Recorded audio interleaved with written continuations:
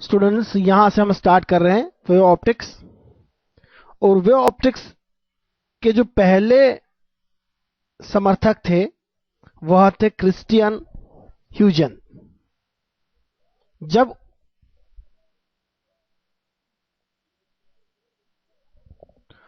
और ह्यूजन्स ने ही बहुत से फिनोमिना डिस्क्राइब किए थे with his theory. Wave theory of light से उन्होंने कुछ फिनोमिना जैसे reflection, refraction, double refraction. Double refraction कुछ सॉल्ट्स के क्रिस्टल्स की प्रॉपर्टी होती है, इन सबको एक्सप्लेन किया था। तो वेव फ्रंट उनकी थ्योरी थी। वेव फ्रंट उनके लिए उन्होंने डिफाइन किया था। वेव फ्रंट क्या होता है ये हम भी समझते हैं। और on the basis of wave front he describe many phenomena of the light. तो वेव फ्रंट क्या होता है इसे हम समझते हैं। यदि आपने किसी स्थिर वाटर के सरफेस पर एक स्टोन थ्रो किया होगा तो आप देखते हैं वहां पर वाटर की कॉन्सेंट्रिक वेव्स जनरेट होती है और यह सेंटर से दूर तरफ मूव करती है। किसी भी एक वेव को यदि आप देखें तो वहां पर जो सारे पार्टिकल है वह सब सेम फेज वाले पार्टिकल है। All the particle on a circle with the center of wave pattern are in the same phase, and this same phase, envelope of this same phase is called wave front. तो wave front यहां से move करता है। जैसे हम यहां पर ले रहे हैं सर्कुलर वेव फ्रंट का एग्जांपल हो गया। अगर हमारा लाइट रेज इन पॉइंट से एमिट होता है तो यहां पर अगर रेज इस तरह से ट्रैवल करती है, इस डायरेक्शन में वेव्स इस डायरेक्शन में ट्रैवल करती है, these are wave crest and draft. तो यहां पर अगर आप देखें सभी पार्टिकल्स का फेज सेम फेज है, तो यहां पर एक इमेजिनरी लाइन जो होगी वह एनवेलप कहलाती है। It is the plane wave front. It represents the front of the wave. All the particles on this wave front are in the same phase. Circular देखा इस तरह से स्फेरिकल वेव फ्रंट भी हो सकता है। तो वेव फ्रंट इंटरेस्टिंग है। So what is wave front? Wave front is the locus of all particles in same phase, or the path, or the say envelope, you can say any word। Wave front की और क्या properties होती है यह हम समझते हैं, जो ह्यूजन ने प्रपोज करी थी। ह्यूजन ने कहा था कि एक वेव फ्रंट के हर एक पॉइंट से नई वेवलेट्स डेवलप होती है। हर एक पॉइंट एक नई वेवलेट का सोर्स होता है, वहां से वेव फ्रंट हर डायरेक्शन में मूव होते हैं। सपोज हमारा एक वेव फ्रंट था कुछ इस तरह से। यह वेव फ्रंट टाइम के साथ आगे बढ़ता जाता है। यह सर्कुलर वेव फ्रंट है। कुछ टाइम बाद ये यहां पर है और हम यह मानते हैं कि यहां पर हर एक पॉइंट एक नया सोर्स है वेवलेट्स का। तो यहां से वेव फ्रंट्स अब हर डायरेक्शन में आगे बढ़ेंगे, पीछे भी और आगे भी। लेकिन हमने कभी लाइट को पीछे आते हुए नहीं देखा। इसका एक्सप्लेनेशन कुछ इस तरह से होता है कि यहां से जो आगे की ओर जा रही है लाइट्स वो इससे कैंसिल हो जाती है और रिमेनिंग लाइट आगे बढ़ जाता है। इसलिए नेट लाइट वेव्स केवल एक ही डायरेक्शन में ट्रेवल करती है, बैक डायरेक्शन में ट्रेवल नहीं करती। तो ह्यूजन ने यह प्रपोज किया था कि किसी वेव फ्रंट का हर एक पार्टिकल नई वेवलेट्स इमिट करता है और वहां नए वेव फ्रंट होते हैं, कॉन्सेंट्रिक वेव फ्रंट्स होते हैं, जिस तरह से ये हम देख रहे हैं। और इस तरह से इनके भी हर एक पॉइंट नई वेवलेट्स का होता है। समझने में बड़ा मुश्किल होता है, लेकिन इसके बेसिस पर उन्होंने रिफ्रैक्शन और रिफ्लेक्शन समझाया था। हालांकि हम वो नहीं समझना चाहते, केवल उनके कुछ इंपॉर्टेंट बातें समझना चाहते हैं।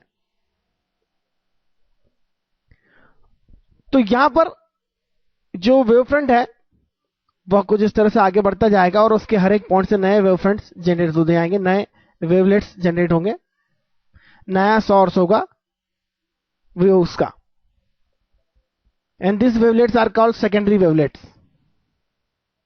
Obviously these are secondary wavelets.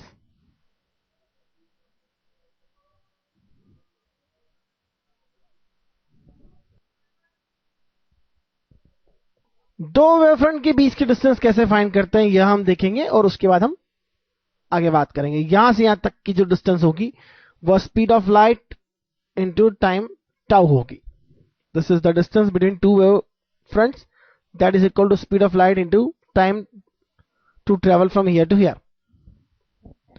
तो इस तरह से हम यंग के फिनोमेना को समझ रहे हैं. यंग ने जो डिस्क्राइब किया था, नेचर डिस्क्राइब किया था लाइट का, wave theory of light describe करी थी और इसके बेसिस पर उन्होंने रिफ्लेक्शन रिफ्रैक्शन को समझाया था. तो आइए एक छोटी सी जरूरी बात समझ लेते हैं और हम आगे बढ़ते हैं. इतना इंपॉर्टेंट नहीं है, इसे सबको समझाना आपको स्कूल लेवल पे जरूरी हो सकता है, कंपटीशन लेवल पे इतना जरूरी नहीं है सब कुछ. तो जो बातें मैंने बताई वह आपके लिए जरूरी है बस.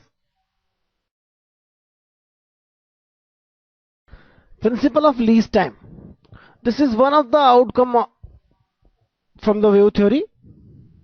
और लाइट के लिए प्रिंसिपल बड़ा इंटरेस्टिंग है. आपने कभी फिजिक्स में इरोडो का बुक सॉल्व किया हो तो उसमें एक प्रॉब्लम होती है.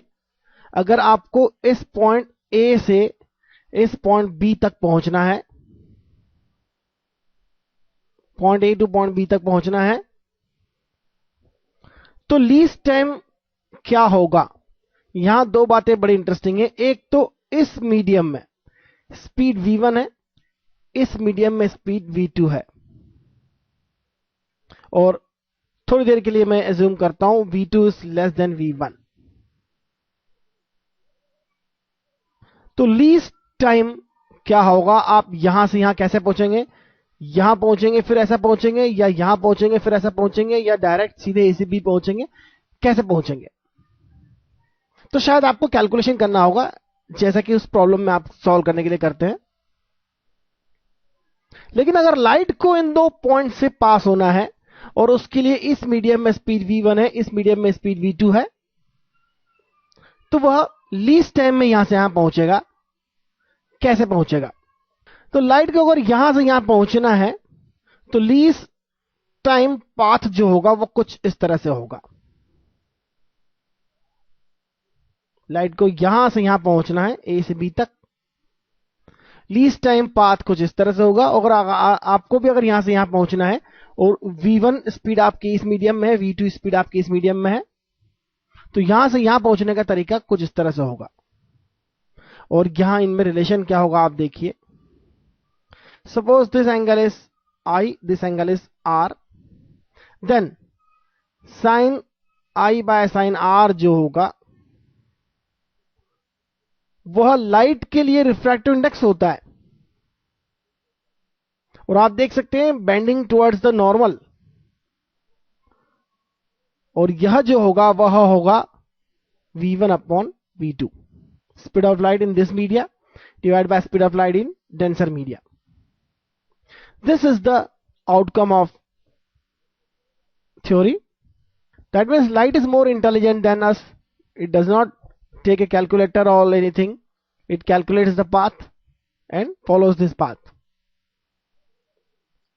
तो इन दो पाथ पॉइंट्स के बीच में लीस्ट डिस्टेंस का जो पाथ होगा वह यह होगा. लीस्ट टाइम वाला जो पाथ होगा वह यह होगा, नॉट लीस्ट डिस्टेंस. और this is the principle of least time.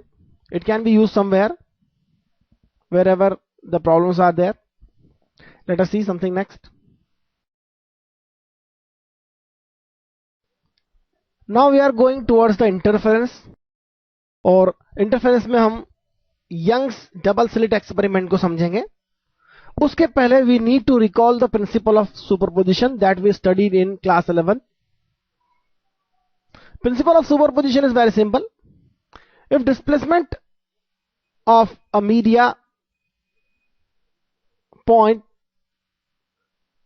by some wave is supposed to be y1, where y1 is a1 sine omega 1t suppose, and displacement of this particle by other wave at the same point is a2 sin omega 2t.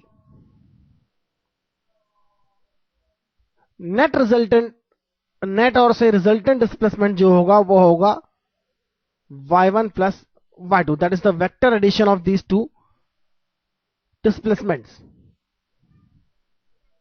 और यह हमने पहले भी पढ़ा है class 11th में किस तरह से सुपर इंपोज होती है वेव्स। तो नेट डिस्प्लेसमेंट जो होगा वेव्स के डिस्प्लेसमेंट्स के वेक्टर एडिशन के इक्वल होगा। This is the phasor, this is the phasor. अगर आप इसे इस तरह से ड्रॉ करते हैं, ओमेगा 1 ओमेगा 2 यहां डिफरेंट है, पर किसी इंस्टेंट पर अगर y1 इज दिस, किसी इंस्टेंट पर अगर y2 is this, then resultant displacement will be the diagonal of this parallelogram, that is y. So this is the principle of superposition। जहां भी जरूरत होगी हम इसे रिकॉल करेंगे। वेक्टर एडिशन हो गया y1 y2 का, रिजल्टेंट y। तो आप चाहते लिख सकते हैं इसे रिजल्टेंट डिस्प्लेसमेंट कहें या रिजल्टेंट मोशन कहें, क्योंकि मोशन तो डिस्क्राइब होता है डिस्प्लेसमेंट से। Resultant displacement of A particle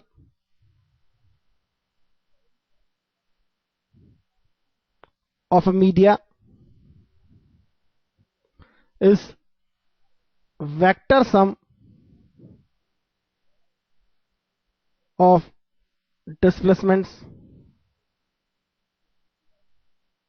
displacements लिखना चाहिए मुझे, displacements caused by individual waves. तो इंटरेस्टिंग है, आगे देखते हैं हम। Now let us see what is interference and what is the condition of sustained interference. What is sustained interference itself? When the energy distribution by more than one identical sources of light is modified due to superposition, a special pattern is observed. This special case of overlapping is known as interference. आपके घर में, कमरे में suppose 2 light bulb लगे हुए हैं और ऐसा एक और बल्ब उसके पास में लगा हुआ है। आप एक वॉल को देखिए तो वहां पर लाइट ऑब्जर्व करते हैं, यूनिफॉर्म लाइट ऑब्जर्व करते हैं। लेकिन कुछ पर्टिकुलर केसेस में अगर हम मोनोक्रोमेटिक लाइट यूज करें, सेम वेवलेंथ का लाइट यूज करें, तो ये आइडेंटिकल सोर्सेस यहां पर इंटरफेरेंस पैटर्न जनरेट कर सकते हैं। और इंटरफेरेंस पैटर्न क्या होगा? Alternate bright and dark fringes होंगी, alternate bright and dark areas होंगे,